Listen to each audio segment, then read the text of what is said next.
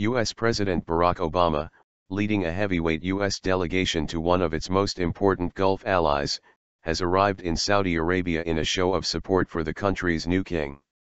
King Abdullah bin Abdulaziz al-Saud, who assumed the throne of the oil-rich country after the death of longtime leader King Abdullah on Friday, formally welcomed the U.S. delegation on Tuesday along with heir Crown Prince Moqren and Mohammed bin Nayef. The U.S. and Saudi Arabia have long-standing ties and remain bound by shared interests in regional stability and oil. Sometimes we need to balance our need to speak to them about human rights issues with immediate concerns we have in terms of counterterrorism or dealing with regional stability. U.S. President Barack Obama. But analysts say Riyadh has grown dissatisfied with what it sees as a lack of U.S. engagement with regional crises as Washington looks to Asia. The U.S. president had been meeting with his Indian counterpart, Narendra Modi, in a landmark visit, but cut the trip short to make the 4-hour stop in Riyadh. Ben Rhodes, U.S. Deputy National Security Advisor, said the trip was an opportunity to both pay respects to the legacy of King Abdullah, who was a close partner with the United States, and also to touch base on some of the issues where we're working together with the Saudis, which include the Islamic State of Iraq and the Levant, ISIL group, Yemen, and the Iranian nuclear negotiations.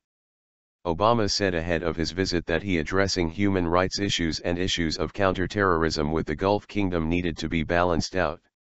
Sometimes we need to balance our need to speak to them about human rights issues with immediate concerns we have in terms of counterterrorism or dealing with regional stability, Obama said in a CNN interview in advance of his arrival.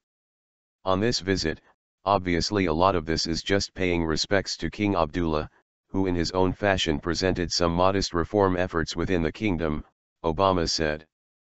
Partners against ISIL.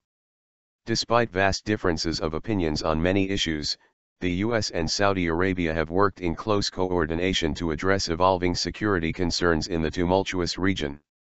James Baker, Secretary of State during the First Gulf War against Iraqi dictator Saddam Hussein, among the 29-member visiting U.S. delegation, said, "I believe it is important that we demonstrate to the Saudis the importance that they represent to us. This is an extraordinarily critical and sensitive time in the Middle East when everything seems to be falling apart. And the kingdom in some way is becoming an island of stability," he said.